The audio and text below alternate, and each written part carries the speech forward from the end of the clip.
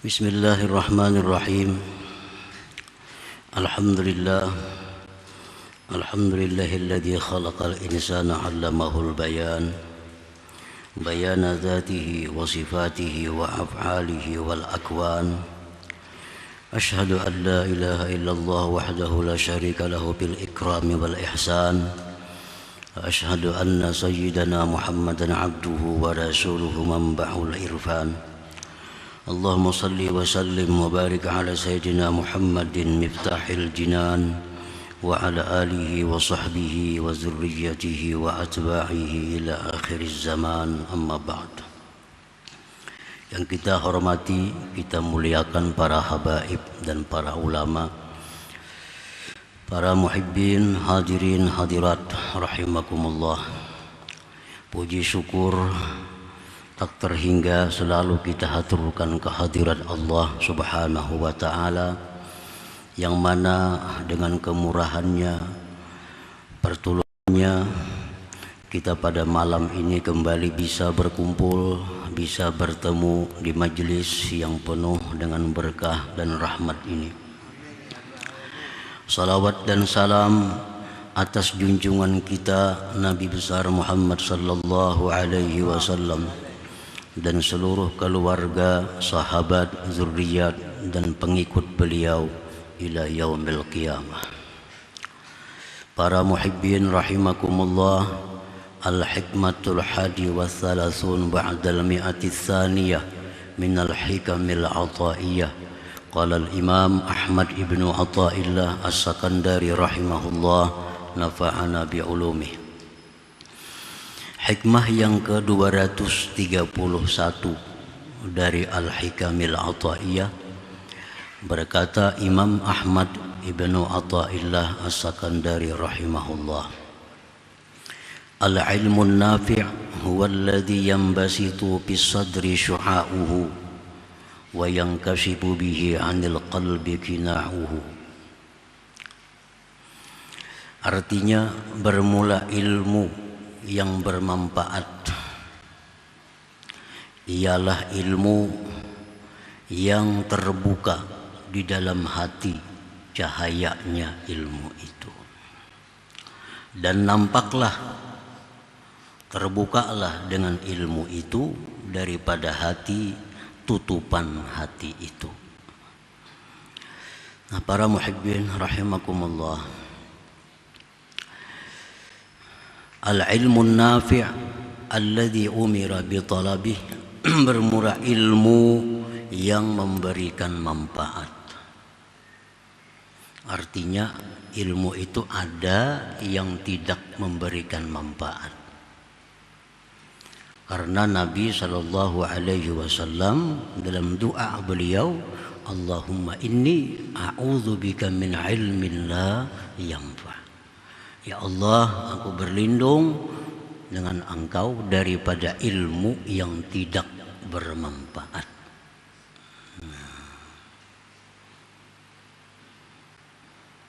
Nah, ilmu yang bermanfaat itulah yang kita diperintahkan untuk menuntutnya dari mulai buayan sampai lahat itu. Nah, ilmu yang bermanfaat itu adalah huwal ilmu alladhi yahsulu bihi takhliyatul qalbi an uyubiha. Ilmu yang bermanfaat itu adalah ilmu yang hasil dengan ilmu itu membersihkan hati dari celak-celak hati itu, dari aib-aib hati. Ilmu untuk membersihkan hati daripada kejahatan-kejahatan hati. Contohnya, kalau ghaflah seperti lalai dengan Allah Subhanahu wa ta'ala. Nah, lalai terhadap Allah itu merupakan sifat hati yang tercela. Wasababuha, sebabnya lalai kepada Allah itu, ar-ridha bin nafsi, adalah menuruti dengan nafsu. Nah, karena kita menuruti nafsu, lalu lalai dengan Allah. Wasababuhu, dan sebabnya kenapa kita setuju menurut dengan nafsu kita. Nah, sebabnya itu adalah hubbud dunia, karena kita mencintai yang tidak kekal ini. Nah, kita mencintai yang tidak abadi. Alladzi huwa aslu kulli khati'ah wa jarimah, yang mana mencintai dunia itu merupakan pokok dari segala dosa dan kejahatan. Pamin hubbid dunia, maka dari akibat kita mencintai dunia ini, yang sya'ul hasadu, timbullah kedengkian, wal hikdu, dendam, wal ghadabu, marah, wasyuhu wal bukhlu, kikir, wal kibru, sombong, wa hubbur riyasah, suka ketinggian, kepangkatan, wal qasawah, keras hati, wa ghairu dzalik minal uyub, dan lain-lainnya daripada aib-aib hati. Nah, jadi ilmu supaya itu hilang dari hati kita tuntut, karena ada ilmunya. Kayak apa caranya supaya hati kita ini jangan lagi dengki, ada ilmunya. Nah, tuntut ilmu itu. Kayak apa hati ini supaya jangan dendam, ada ilmunya, tuntut ilmu itu. Kayak apa hati ini supaya jangan kikir, jangan sayang dengan harta, ada ilmunya. Nah, ilmu-ilmu seperti itulah yang bermanfaat, yang kita disuruh menuntutnya itu. Nah, para muhibbin rahimakumullah. Wa yahsulu bihi, dan hasil dengan ilmu yang bermanfaat itu pula tahliyatul qalbi bi sifatil kamal, memperhiasi hati dengan sifat-sifat kesempurnaan. Kan nasihat, seperti nasihat bermaksud baik kepada orang. Kayak apa caranya supaya kita ini selalu bermaksud baik lawan orang? Ada ilmunya. Bila kita mencari, dapat. Cari, dapat. Supaya kita ini ada maksud baik dengan orang. Kada pernah dalam hati ada menginginkan orang celaka. Kada pernah ada dalam hati menginginkan orang bangkrut. Ada pernah ada dalam hati menginginkan orang rugi. Nah, selalu hati ini ingin orang-orang itu diampuni Allah dosanya. Selalu hati ini ingin orang-orang itu dibahagiakan Allah dunia akhirat. Selalu hati ini ingin agar orang-orang ini dapat kemudahan. Nah, ini nasihat. Itu ada ilmunya supaya jadi bisa demikian. Wal afwi, memaafkan, warahmati, kasih sayang, wasakha, pemurah, wattawadu', wal khawfi, war raja, wa ghairi dzalik min sifatil mahmudat. Nah, tuntut ilmu itu. Ilmu nang macam ini nang kita disuruh menuntutnya itu. Jadi mesti kita seleksi pengajian-pengajian. Kada setiap pengajian itu baik untuk kita. Kalau semua majlis taklim itu baik untuk kita. Kadang-kadang ada majlis taklim yang membuat kita jadi pusing, membuat kita jadi cinta dengan dunia. Jadi jangan asal pengajian dengarkan, jangan. Apakah isinya itu demikian tadi atau sebaliknya? Baik radio, baik televisi, baik media cetak ada pengajian. atau buku-buku, jangan langsung dicerna, jangan dibaca. Apakah ini sesuai dengan ilmu yang bermanfaat atau kada bermanfaat?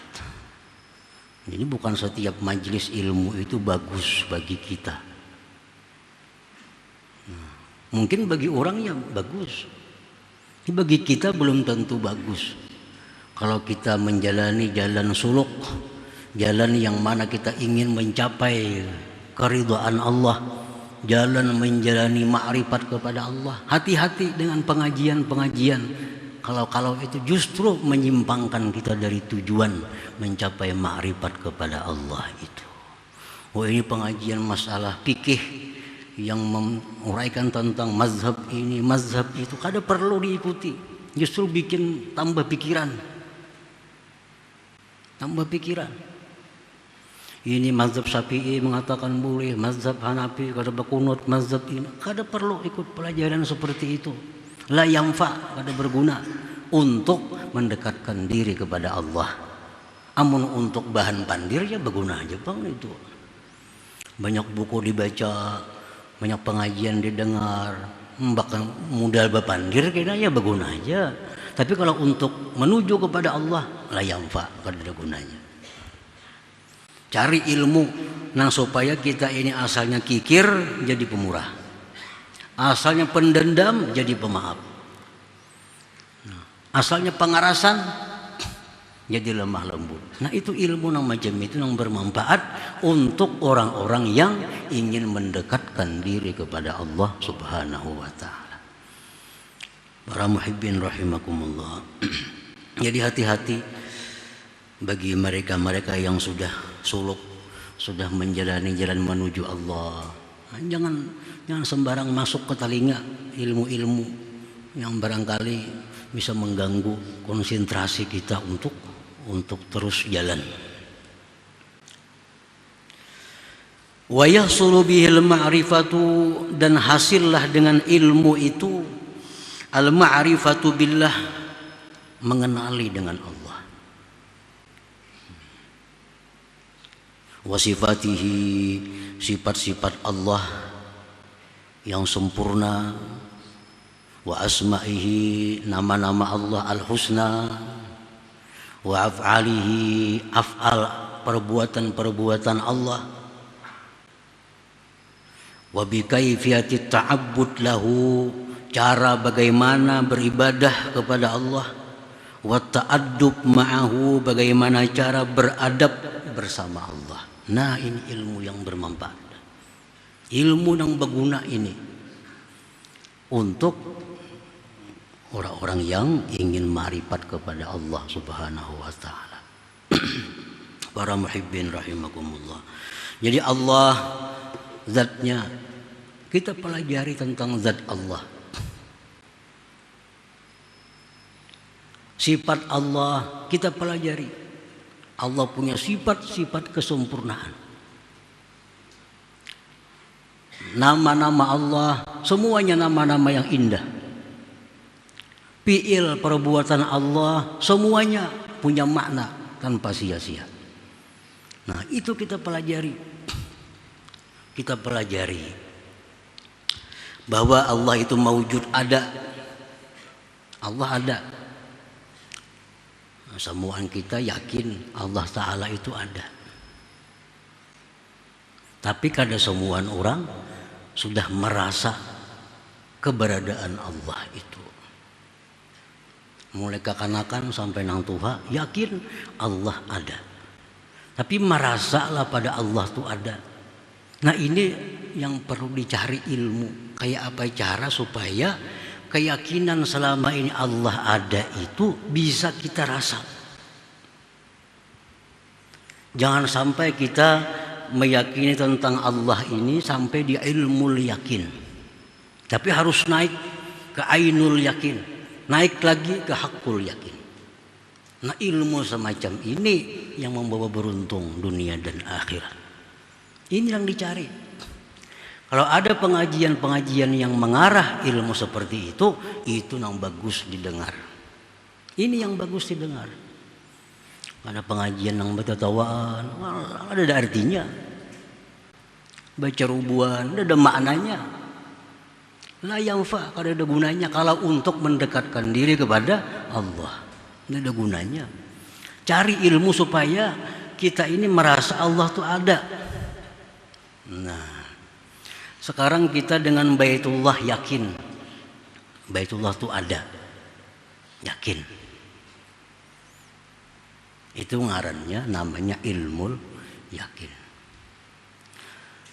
Berangkat kita ke Mekah, masuk masjid, melihat ini Baitullah, itu namanya ainul yakin.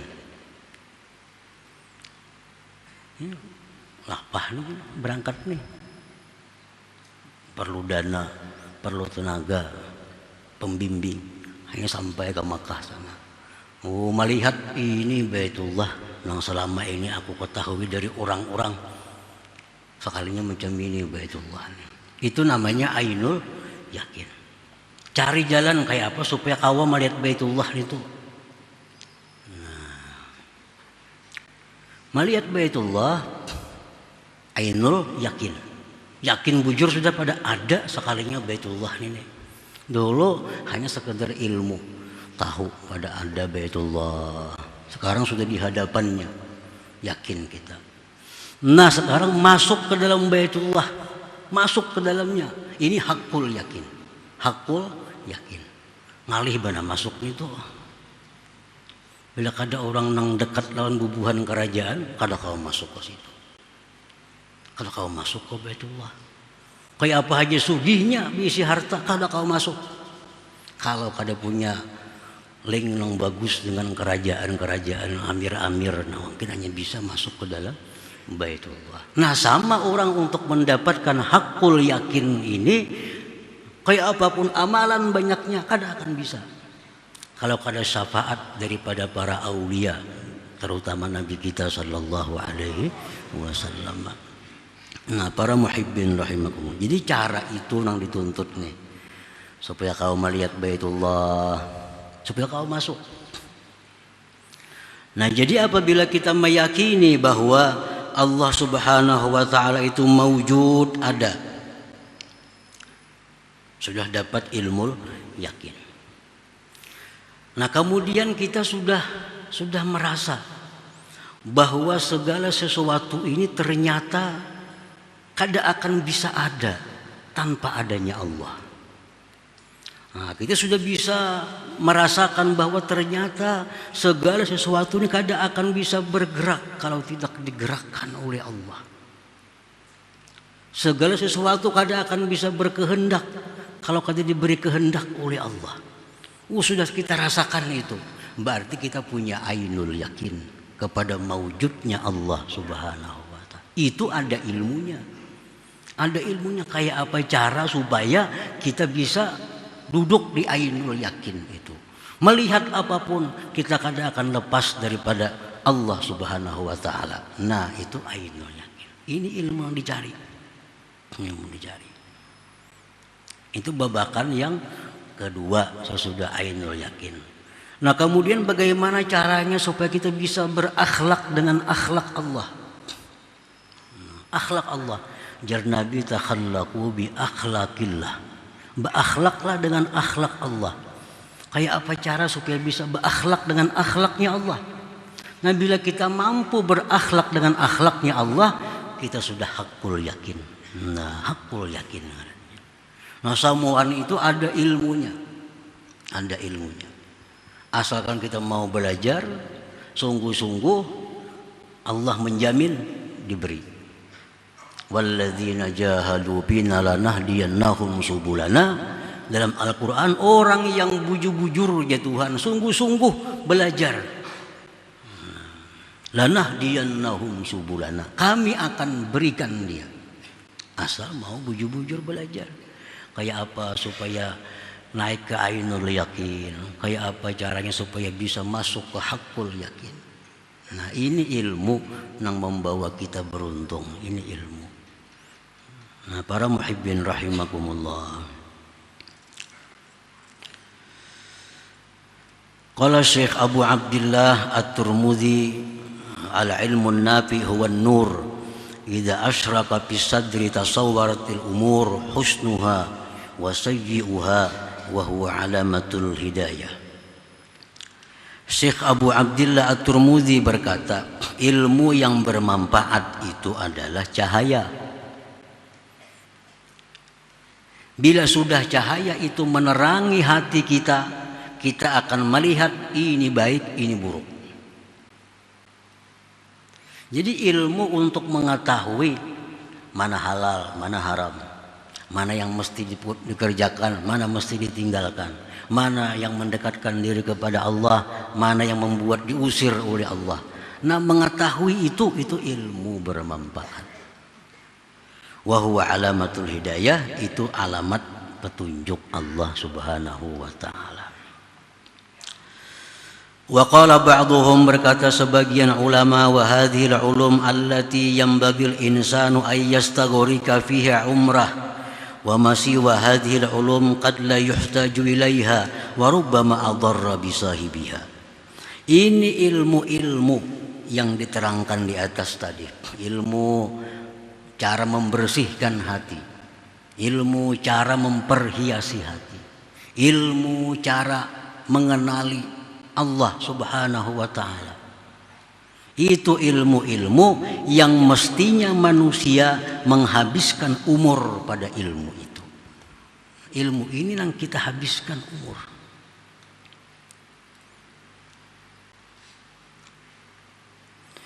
Wa ma siwa hadhil ulum, selain ini ilmu-ilmu, qad la yuhtaju ilaiha, kadang-kadang kada diperlukan kepadanya. Hanya diperlukan kepadanya. Rubbama adarra bi sahibiha, kadang-kadang justru membahayakan orangnya. Bisa membahayakan. Nah, kita kadang akan bisa beradab dengan Allah kalau tanpa ada muraqabah.